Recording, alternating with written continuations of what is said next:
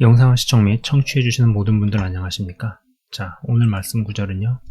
창세기 32장 26절에서 29절입니다.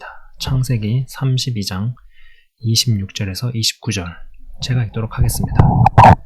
그가 이르되 날이 세려하니 나로 가게 하라. 야곱이 이르되 당신이 내게 축복하지 아니하면 가게 하지 아니하겠나이다. 그 사람이 그에게 이르되 네 이름이 무엇이냐? 그가 이르되 야곱이니이다.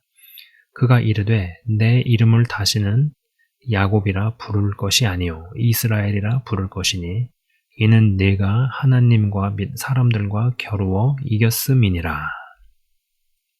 아멘. 자, 야곱이 절체절명의 위기에 처한 상황에서 하나님의 천사와 씨름하는 장면입니다. 그죠? 아까 읽어드린 대목에서요. 이르되 날이 세려한다. 날이 세려하니 나로 가게 하라. 그죠? 끝까지 붙들고 천사를 못 가게 하니까 야 이제 날이 밝아온다. 동이 틀라 그런다. 나는 가야 된다. 이렇게 얘기하는 거죠. 진짜 밤을 꼴딱 세우고 아침까지 천사를 붙들고 놓아주지 않는 야곱의 모습을 보고 있습니다.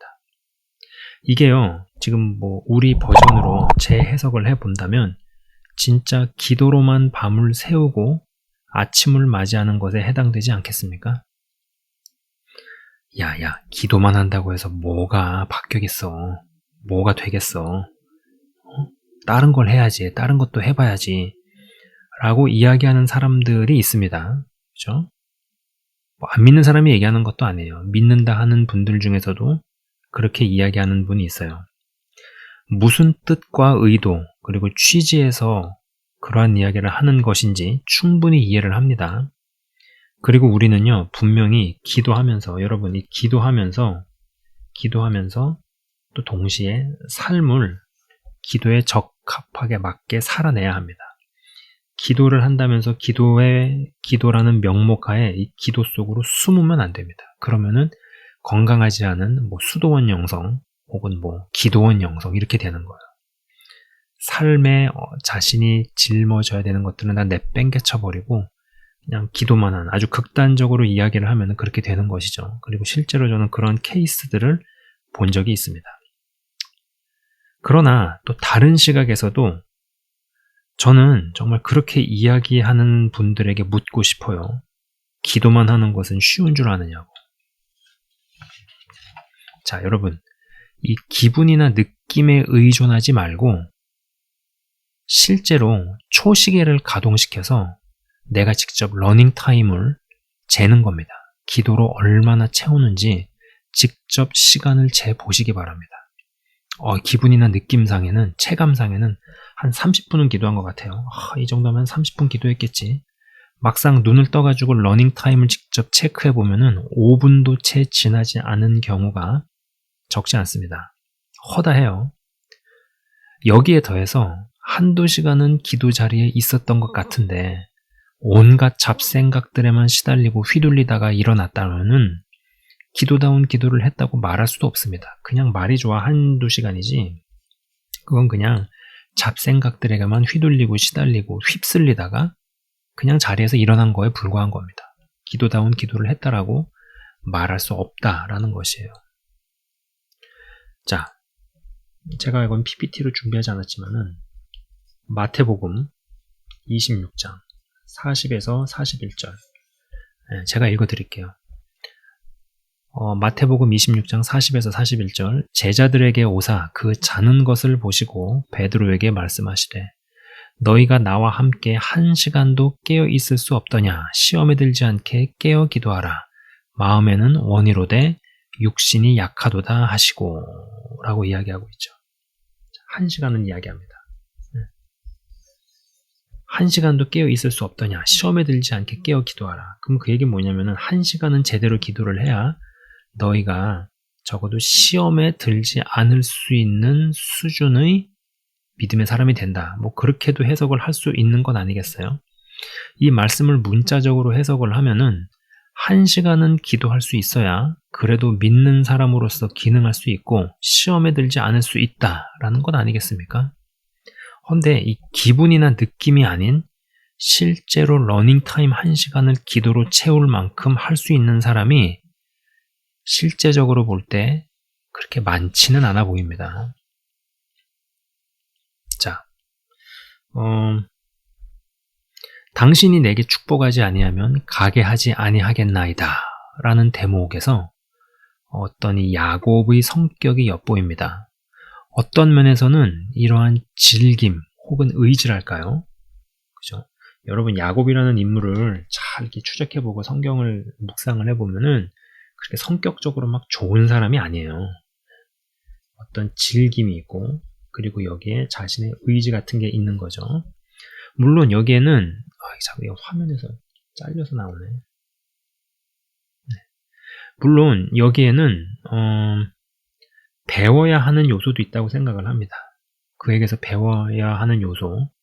그래서 하나님과 및 사람들과 겨루어 이겼음이라 기록되어 있습니다. 호세아 12장 3절에서 4절이요. 호세아 12장 3절에서 4절. 호세아 12장 3절에서 4절을 보면은 야곱은 모태에서 그의 형의 발 뒤꿈치를 잡았고 또 힘으로는 하나님과 겨루어 천사와 겨루어 이기고 울며 그에게 간구하였으며 라는 기록이 있습니다. 그렇게 되어 있는데 사실 여러분 엄밀히 말해서 그 어느 누구도 하나님을 천사를 이길 수 있는 사람이 없죠. 그거 어떻게 이기겠어요? 그분이 진 겁니까? 아니면 져준 것입니까? 져준 겁니다. 져준 거. 져주었다. 네.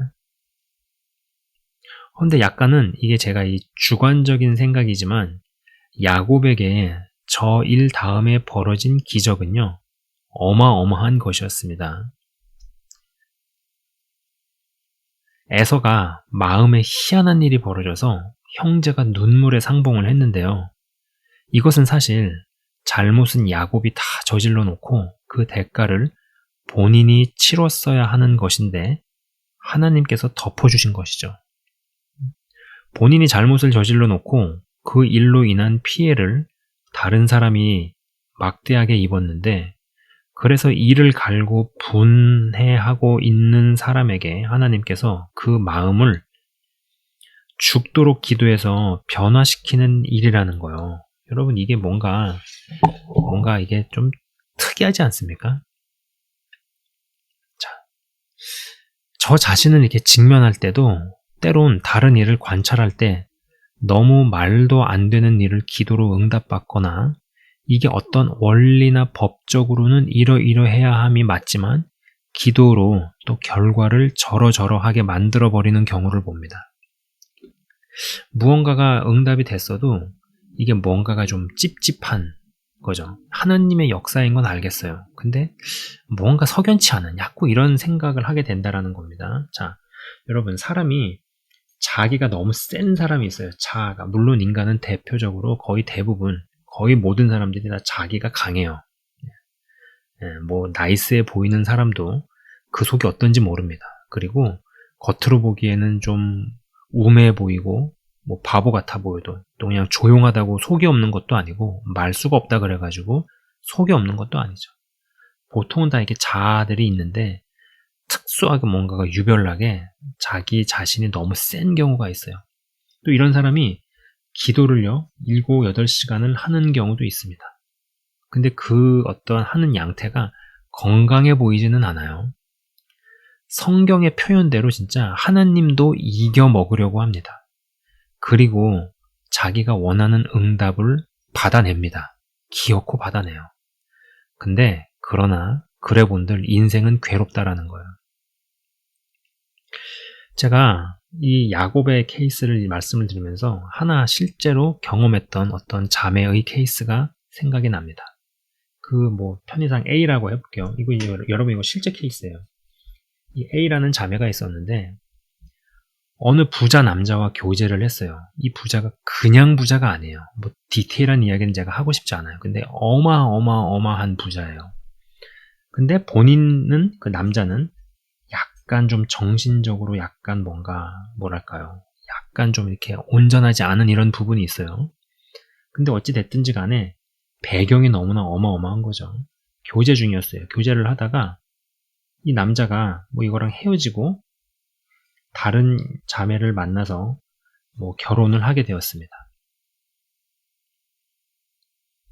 그러고 나가지고 그 일이 있고 나서 이 A가 무슨 기도를 하냐면은 그 남자가 돌아오게 해달라 라는 기도를 진짜 막 집요하게 하는 거죠. 저한테 그런 얘기를 하더라고요.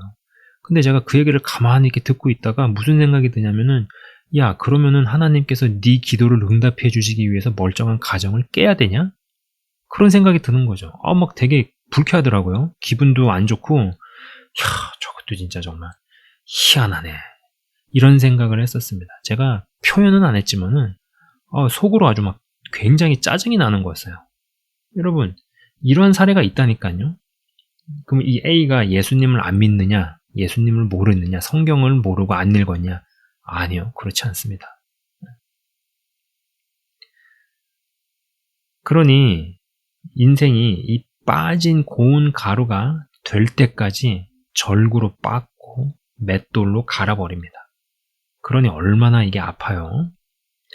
아직 자기가 살아서 기도로 난관을 뚫고 나니까 어쨌든지 간에 뭐 말도 안 되게 환도뼈가 그냥 접질러지는 꼴을 당하면서까지 천사를 막아서서 응답을 얻어냈죠. 그래서 말도 안 되는 응답을 얻어서 자신이 봉착한 혹은 뭐 자신이 저지른 거에 대한 거를 기도로 난관을 뚫고 나니까 뚫긴 뚫었는데 그 이후부터는요. 이제는 자기 자녀들에게 일들이 벌어지죠.